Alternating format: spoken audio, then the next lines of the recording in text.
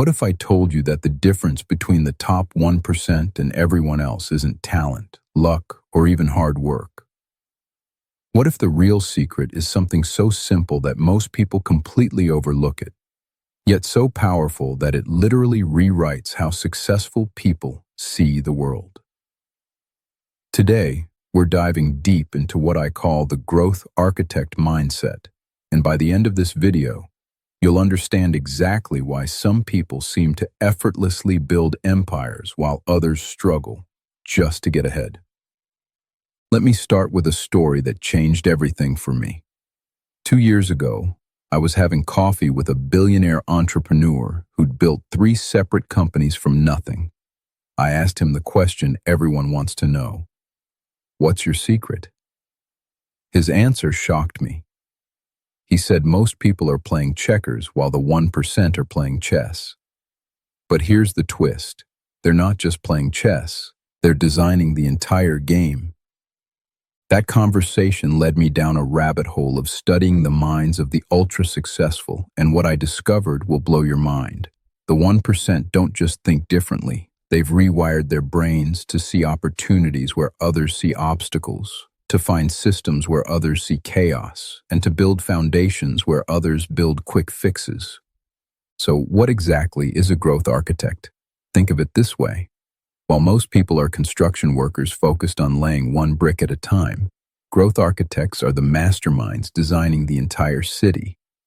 They're not just building a house, they're creating blueprints for sustainable, scalable success that can weather any storm.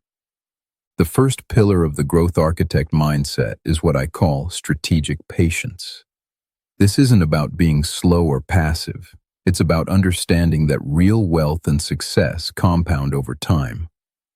While everyone else is chasing quick wins and instant gratification, the 1% are making moves that might not pay off for months or even years, but when they do, they pay off exponentially. Jeff Bezos perfectly embodies this principle. When Amazon was losing money for years, Wall Street called him crazy. But Bezos was thinking like a growth architect. He wasn't building a bookstore. He was building the infrastructure for the future of commerce. That strategic patience turned a small online bookstore into one of the most valuable companies on earth.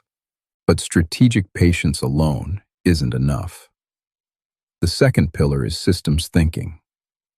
Growth architects don't see individual problems or opportunities. They see interconnected systems. They understand that changing one element in a system creates ripple effects throughout the entire structure. Here's a perfect example. Most people trying to lose weight focus on individual behaviors, eating less, exercising more. But someone with the growth architect mindset looks at the entire system, their environment, their social circle, their daily routines, their stress levels, their sleep patterns. They don't just change their diet, they architect a lifestyle that makes healthy choices inevitable. This systems thinking extends to everything they do. In business, they don't just launch products, they build ecosystems. They don't just hire employees, they create cultures. They don't just make sales, they design customer journeys that turn one-time buyers into lifelong advocates. The third pillar might be the most important of all: anti-fragility. This concept, popularized by Nassim Taleb, goes beyond just being resilient or tough. While resilient systems can withstand shocks, anti-fragile systems actually get stronger from stress and volatility. Growth architects don't just prepare for challenges, they position themselves to benefit from uncertainty. Think about how the greatest fortunes in history were built during times of crisis. The Rockefellers during the Panic of 1857, Warren Buffett during market crashes, successful entrepreneurs during recessions. These weren't accidents. These people had architected their positions to gain strength from chaos while everyone else was weakening. But here's where it gets really interesting. The 1% have discovered something that most people never realize: the power of compound leverage. While average thinkers look for linear growth, growth architects stack multiple forms of leverage to create exponential results. There are four types of leverage that the ultra-successful master. The first is labor leverage, getting other people to work for your vision. The second is capital leverage, using other people's money to fund your growth. The third is code leverage, building systems and technology that work without you. And the fourth, which might be the most powerful, is media leverage, creating content and building an audience that amplifies everything you do. The magic happens when you stack these forms of leverage. A growth architect doesn't just use one, they create systems where all four work together, creating what I call a leverage multiplication effect. Your team works on projects funded by investors, using technology systems you've built, while your media presence attracts both customers and more opportunities for leverage. Now let's talk about something that separates pretenders from true growth architects, the ability to think in probabilities rather than certainties. While most people make decisions based on best-case scenarios or worst-case scenarios, the 1% think in terms of probability distributions and expected values. This probabilistic thinking shows up everywhere in their decision-making. They don't put all their eggs in one basket, but they also don't spread themselves too thin. Instead, they make asymmetric bets, investments where the potential upside far outweighs the potential downside.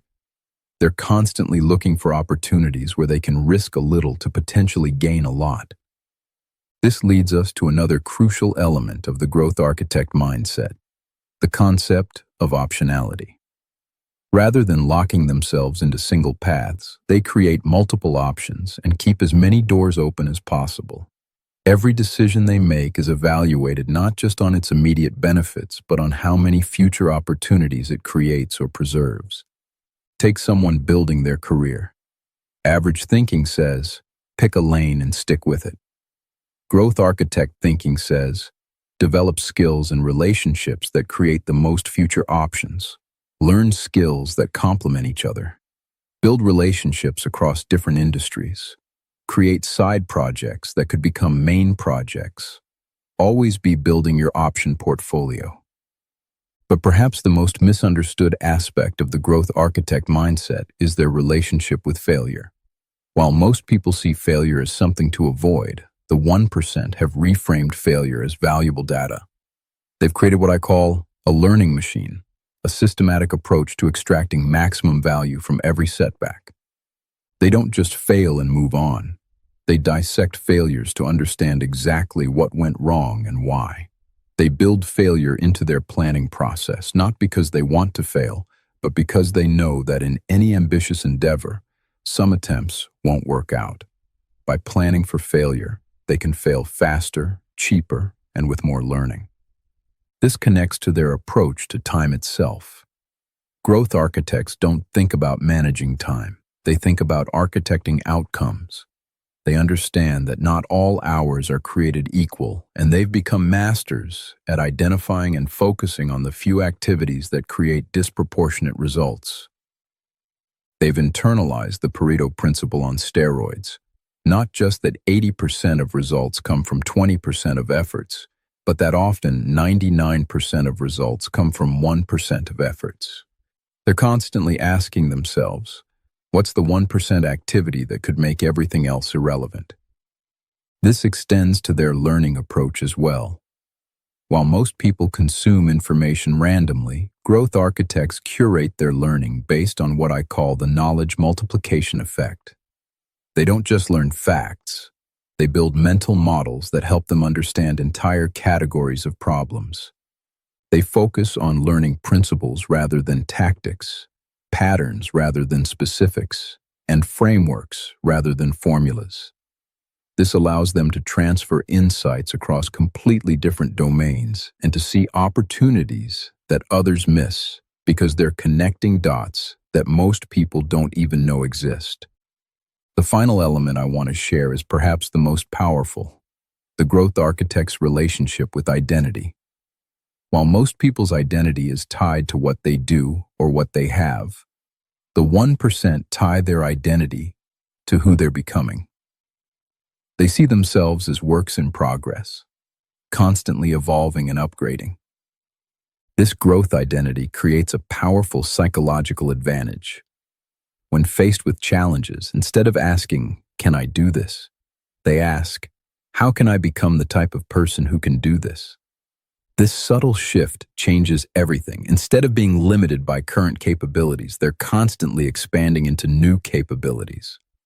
The growth architect mindset isn't just about making more money or achieving more success. It's about fundamentally changing how you interact with the world. It's about moving from being reactive to being proactive, from being a consumer to being a creator, from playing the game to designing the game. Remember, the 1% aren't different because they were born different. They're different because they think different. And the beautiful thing about thinking is that it's a skill you can develop. Every single framework I've shared today is learnable, practicable, and implementable starting right now. The question isn't whether you can develop the growth architect mindset. The question is whether you will. Because in a world that's changing faster than ever, those who can architect growth won't just survive. They'll thrive in ways that most people can't even imagine. What's the first growth architect principle you're going to implement in your life? Drop a comment below and let me know. And if this video opened your eyes to a new way of thinking, make sure to subscribe because we're just getting started on this journey of architectural thinking.